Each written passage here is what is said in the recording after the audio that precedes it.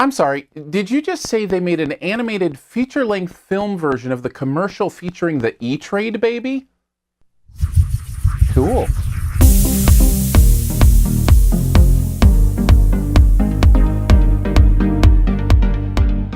I think we hate each other. Hate is a strong word. It's the right word, but still. We have to convince them that we... Loathe? No. Like? No. That we... La la la la la la la la. No. No way. No. You don't mean... Boss Baby is the latest from DreamWorks Animation, with Alec Baldwin voicing a baby in a business suit and an older brother trying to come to terms with his invasion of the family life. Is there anything here that is worth liking more than just seeing a baby talk? Well, here's 5 things you might want to know about Boss Baby. Do you know how sometimes you just want to get the embarrassing stuff out of the way first? Yeah, let's do that. I kind of liked parts of Boss Baby. I know. Here's the main thing. I actually cried during Boss Baby. Okay, let me explain just a little bit. This movie is not one of those movies that pulls emotion by deep connection to character or anything like that. I just think it's simply that this is something a lot of people have dealt with. You know, being an only child and then a new baby coming into the house and, you know, the animosity that's there, and then yet somehow how you decide to love your siblings anyway. That's a powerful thing, and it made water come out of my eyeballs. I'm sorry, I'm human, it happened. Listen, I appreciate earnestness. Even if the rest of the movie doesn't work that well, if you are earnest with me and you make a valid point and you do it in a somewhat touching way, it's gonna be effective.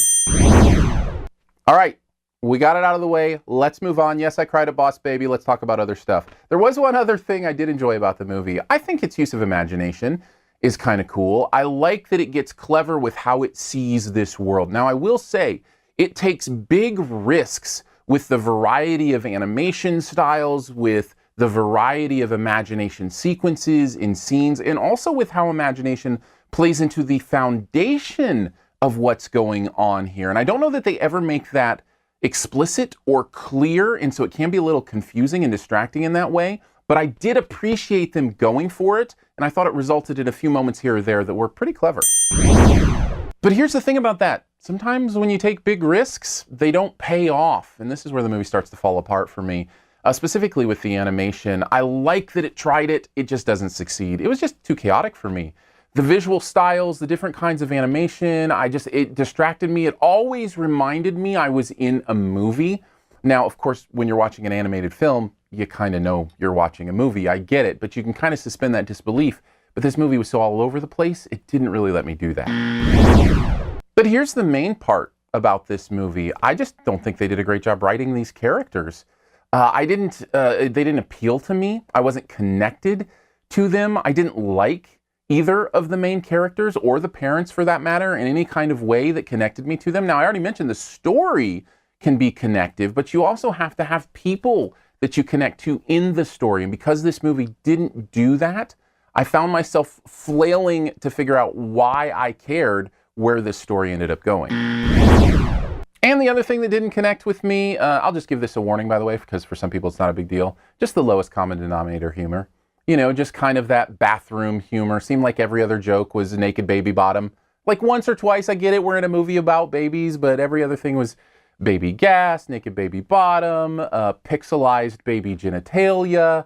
Yeah, all that stuff. I just kind of go, you know, give me a clever joke. Just 1 or 2 clever jokes would be great. Overall, I feel like Boss Baby, for the most part, is a swing and a miss. But guess what? Had enough heart that pulled some tears from me. Therefore, I have to give it a C+. Look, you make me cry, you can't get a C or lower.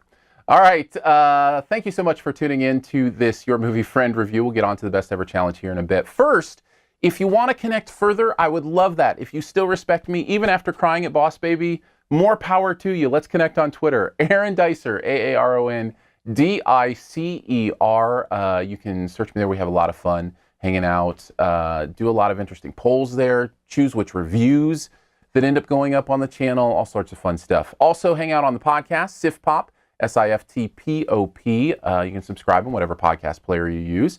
And subscribe and comment and all that fun stuff on YouTube as well. Let's have a party here too. I love the chance to chat movies wherever it might be. All right, on to the best ever challenge. This is where you name the best movie ever in a particular category. Also try to identify my choice. What is the best talking baby movie ever? There's actually not a lot of these. I thought there were going to be more, but as I looked through them, mine came to the forefront. My clue for mine is it is the one where the baby only says one word in the entire movie. And that word is sequel. Take a guess at mine in the comments. Leave your choice there as well. First person to get mine right does get a point. As always, here's 5 extra seconds to hit subscribe. Just click the logo right down in this corner. And I guess now that there's an end screen, it's technically like 25 seconds to hit subscribe. The logo still will be there when the end screen pops up, which is now.